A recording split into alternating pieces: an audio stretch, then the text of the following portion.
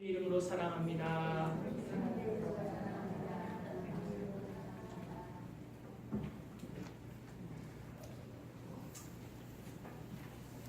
다 같이 한번 따라해 보겠습니다. 바다도 다시 잊지 않더라. 다시 한번요. 바다도 다시 잊지 않더라.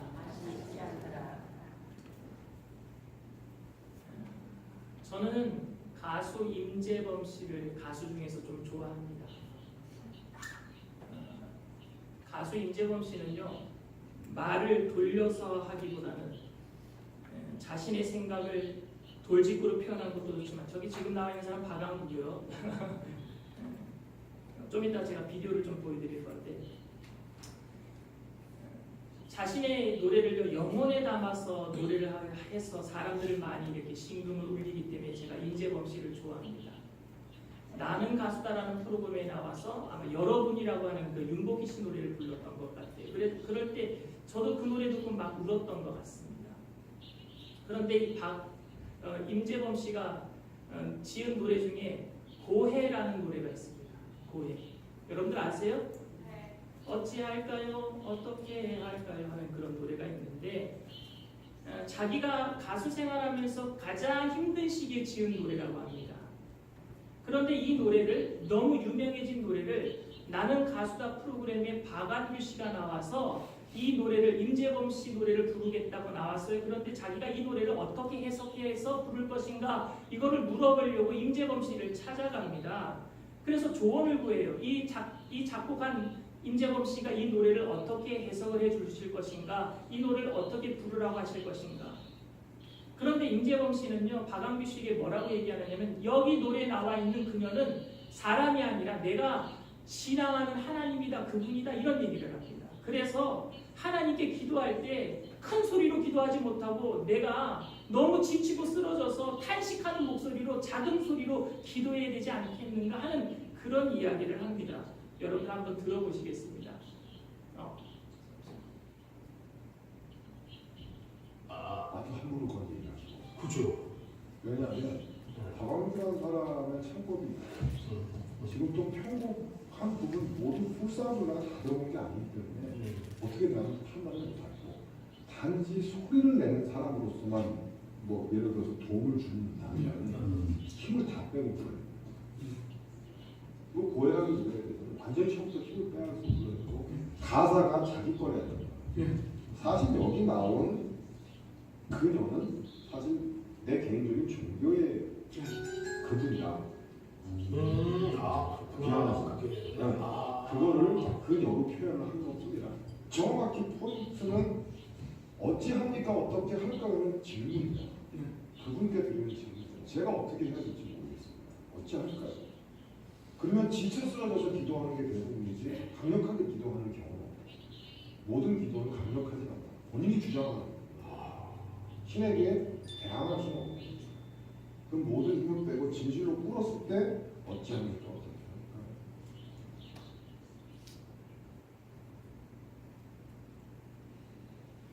임재범 씨는 자신이 고해 같은 세상 속에서 어떻게 하나님을 만나야 하며 그분과 함께 어떻게 이 고해, 고통의 바다를 헤쳐나갈 수 있는 것인가를 노래했던 것입니다. 세상의 모든 사람들은 지금 고통의 바다를 지나가고 있어요. 어떤 사람은 고통의 바다 속에 침몰하기도 하고, 어떤 사람은 풍랑과 파도가 치는 바다 위에서 어찌할 바를 몰라 고통을 당하는 중이기도 합니다.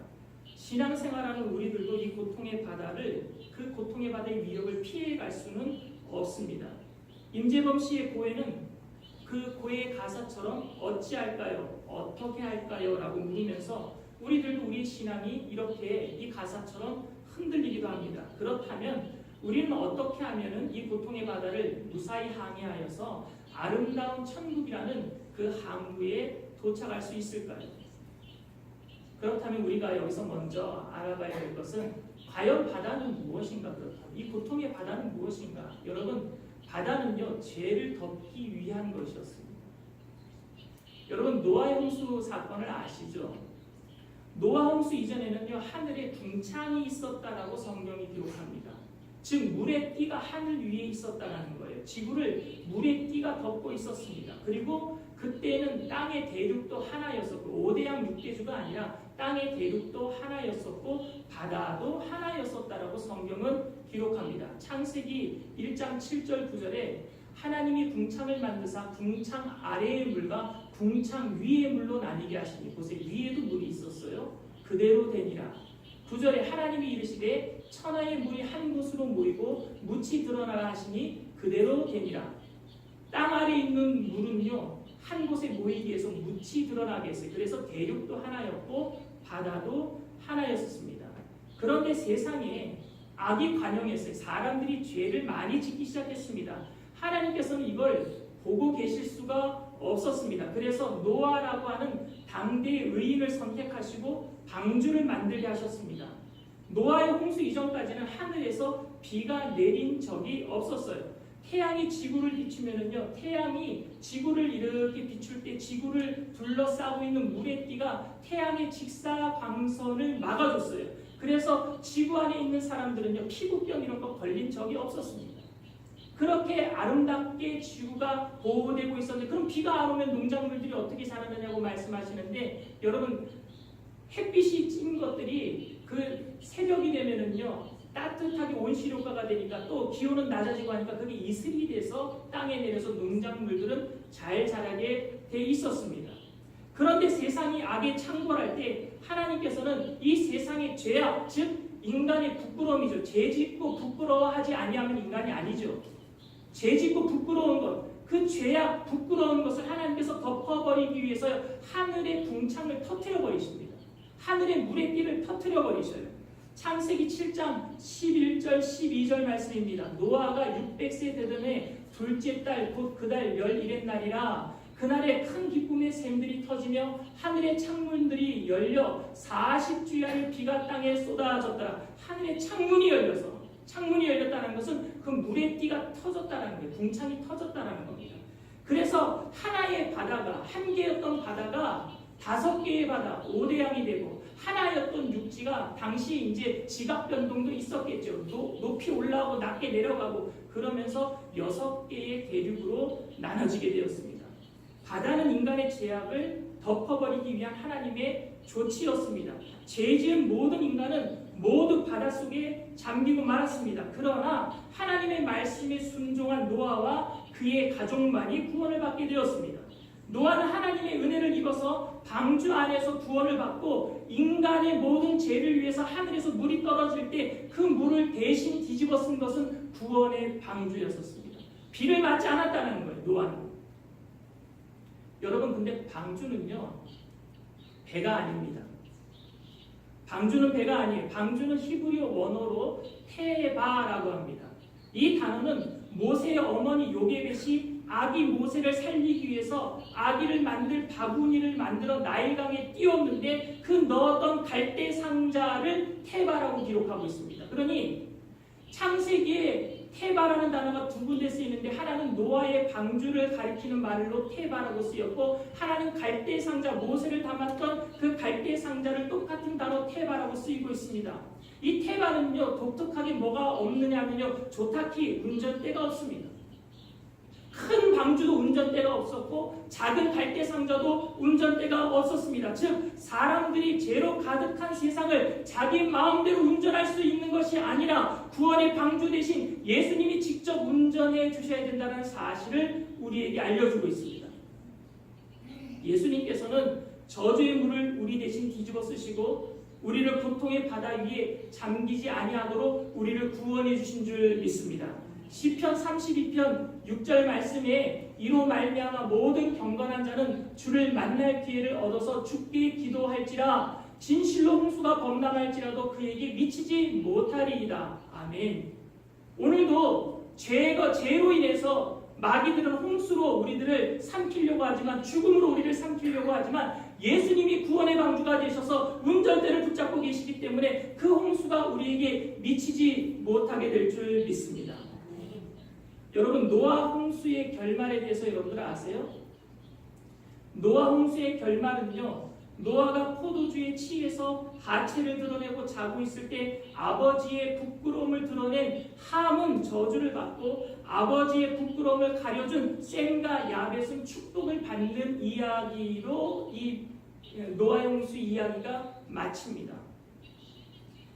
무슨 이야기를 하려고 하는 것이냐? 노아 홍수의 사건은요, 부끄러움을 폭로하는 사건이 아니라 가려주는 사건이고, 이것은 십자가의 사건으로 죄를 가려주는 것을 의미하고 있습니다. 그러니까 노아 홍수의 사건은 하나님께서 인간의 모든 죄를 덮어주셨듯이 세 아들 중에서 셈과 야벳은 아버지의 허물을 덮어줬을 때 복을 받게 되는 것이고, 이 세상의 모든 죄를 덮어주기 위해서 이 땅에 오신 예수님을 이미 구약에서 이야기하고 있는 사건이라고 우리는 이야기할 수가 있습니다. 사실 우리는요, 바다에 잠긴 사람들입니다. 이미 죄에 대해서 우리는 죽은 사람들입니다. 죄를 한 번도 안 지은 사람들이 있다, 그런 사람들 법 없이도 사는 사람들이다 라고 얘기할지 모르겠지만 그들 또한 죄에 잠긴 사람들입니다. 원죄가 있어요. 원죄. 우리는요, 죄에 대해서 이미 죽은 사람들입니다. 바다에 잠긴 사람들이에요. 노아 홍수로 인해서 죄 지은 사람들은 이미 다 물속에 수장되고 말았습니다. 그런데 모든 사람들이 하나님의 심판 앞에서 다 죽임을 당하면 하나님께서 인간을 창조하신 목적이 다 허사가 되고 말지 않겠습니까? 그래서 우리들에게 죄에 대해서 죽고 의에 대해서 살아나는 부활이 필요한 것입니다. 이것을 상징하는 것이 바로 뭐냐? 침례, 세례입니다. 침례는 죄 때문에 혼자 물속에 들어가서 죽는 것이 아니라 그리스도와 함께 물속에 들어가는 것이요, 예수님께서 죽음의 권세를 이기시고 부활하셨기 때문에 주님과 함께 모든 사람들이 그리스도가 죽음을 이기신 것처럼 물속에 들어갔지만 침례를 통해서 물속에서 다시 살아나는 것처럼, 일어나는 것처럼 우리들도 죽음 가운데, 바다 가운데, 저주 가운데 일어나게 될 줄 믿습니다. 그게 침례의 의미입니다. 고린도전서 10장 2절에 침례에 대해서 사도 바울이 이런 얘기를 합니다. 모세에게 속하여 다 구름과 바다에서 침례를 받고, 여러분, 모세에게 속하여 이스라엘 백성들이 다 침례를 받았다라고 신약 성경은 기록합니다. 모세는 이스라엘 백성들을 가나안으로 인도했던 선지자입니다. 모세는 우리를 저 천국 가나안 땅으로 인도해 가실 예수님의 그림자 모형이에요. 모세는 이스라엘 백성들을 데리고 굳이 홍해를 건너서 가나안 땅으로 가는 길을 선택합니다. 가나안 땅으로 가는 길이 이집트에서 홍해를 건너지 않고 가는 길도 많이 있어요. 왜 그런데 홍해를 통해서 가는 길을 선택했을까요? 왜냐하면요, 죄에 대해서 죽지 아니하면은 천국에 갈 수 없다라는 것을 하나님께서 상징적으로 보여주기 위해서 모세에게 홍해를 건너가게 하신 거예요. 사도 바울은 그래서 이스라엘 모든 백성들이 모세에게 속하여 홍해를 지나 죄의 문제를 해결하고 물속에서 모세 인도를 받아서 나왔다, 죄를 이기고 부활했다라고 기록하고 있습니다. 노아가 방주에 속하여 물속에서 구원받았던 것처럼 이스라엘 백성들이 모세에게 속하여 홍해를 건넜던 것처럼 우리들은 예수님께 속하여 이 죽음의 문제, 죄의 문제, 고통의 바다를 일어서서 넘어서야 될 줄 믿습니다. 그러기 위해서는 죄의 문제가 해결돼야 돼요. 물속에만 들어가면은 죽는 것인데, 그럼 다시 어떻게 일어날 것인가? 어떻게 물 위로 나올 것인가? 오늘 성경은 노아가 방주에 들어갔듯이, 이스라엘 백성들이 모세에게 속하였듯이 우리들도 예수님 안에 들어가야 된다라고 얘기합니다. 죄를 이기기 위해서는 우리들 다 예수님 안으로 들어가야 될 줄 믿습니다. 그럼 어떻게 예수님 안으로 들어가겠습니까?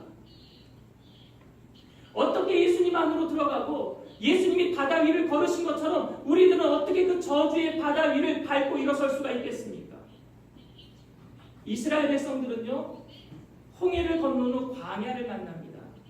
그러나 광야에서 날마다 하나님께서 주시는 만나로 살아갈 수가 있었어요. 아무것도 없는 광야 속에서 그들은 만나로 살아갑니다. 그런데 만나는 오늘 무엇을 의미합니까? 만나는 생명의 양식이신 예수님의 말씀을 의미합니다.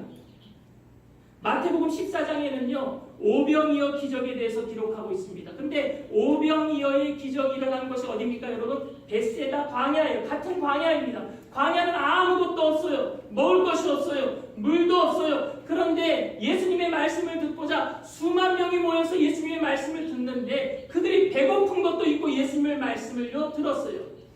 그러다가 예수님의 말씀 영적으로 만나러 얻고 그리고 나서 그들이 배고픈 것을 예수님이 아시고 오병이어의 기적, 보리떡 2개, 물고기 5마리, 물고기 2마리, 보리떡 5개 가지고 예수님께서 오병이어의 기적을 이렇게 세워주셨는데 그리고 나서 무슨 일이 있었느냐? 예수님께서는요 기도하러 가십니다. 오병이어의 기적, 만나의 기적을 일으켜주신 다음에 기도하러 가시는데, 산으로 기도하러 가시는데 제자들에게는요 명령하셔서 갈릴리 바다를 건너서 게네사렛이라고 하는 곳으로 먼저 건너가라 말씀하십니다.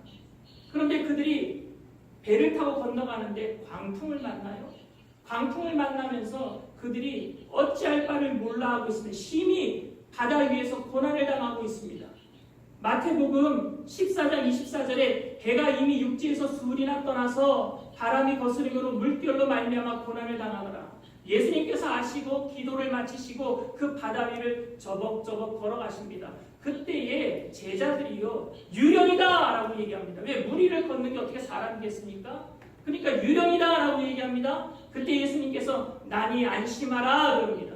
그때 베드로가 만약에 주님이시면은 나로 물 위로 걸어오게 하소서. 그때 베드로에게 예수님께서 물 위로 걸어와라 라고 명령하실 때 베드로가 용기를 냅니다.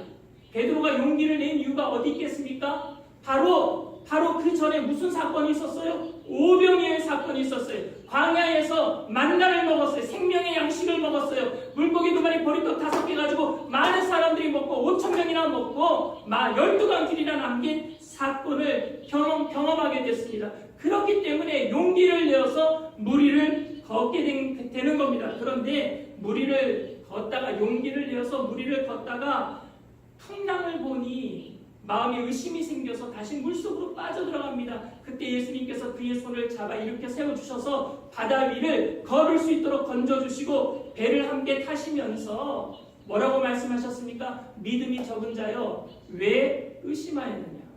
그리고 바람이 그치고 풍랑이 잔잔해졌습니다. 이 사건은 우리가 예수님의 말씀을 듣고 믿음으로 살아갈 때 우리들도 예수님과 함께 문제의 바다 위를 걸을 수 있다는 것을 우리에게 알려주고 있습니다. 예수님만이 저주의 바다, 문제의 바다, 죽음의 바다를 밟고 서실 수가 있습니다.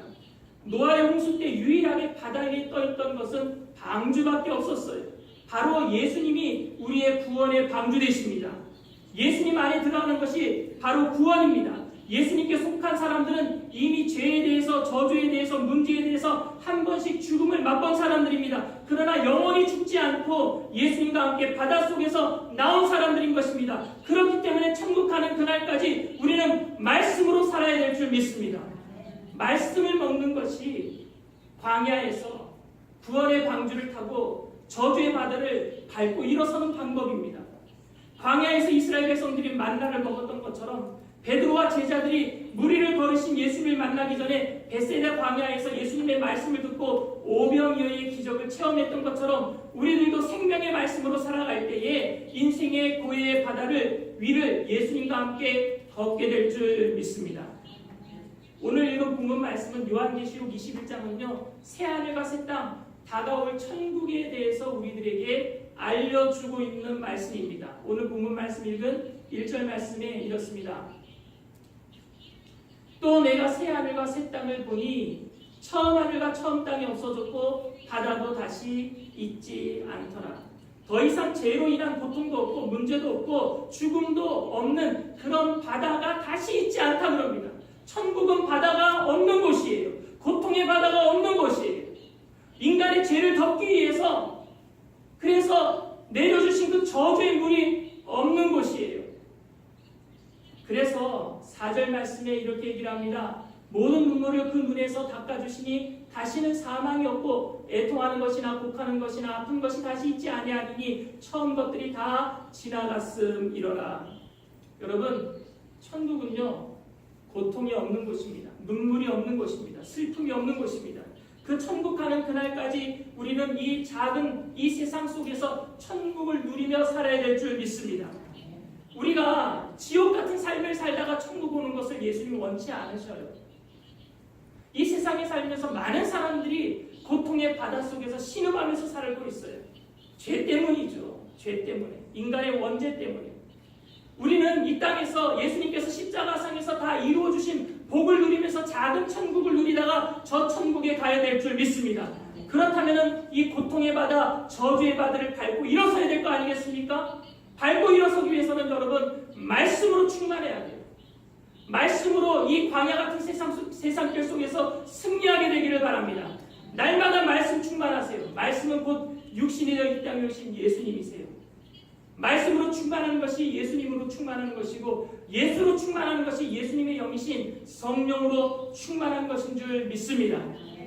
예수님은 십자가상에서 가진 고난을 다 당하셨어요. 그러면서 마지막 가상칠언이라고 그래요. 십자가상에서 7가지 말씀을 하시는데 마지막 언어가 뭡니까? 테테로스타이, 다 이루었다입니다. 다 이루었다. 주님께서 이 땅에서 우리가 천국을 누릴 수 있도록 다 이루어주신 줄 믿습니다. 그러니 저주를 우리가 받을 필요가 없어요. 고통을 우리가 당할 필요가 없어요. 우리들도 무리를 걸어야 될 줄 믿습니다.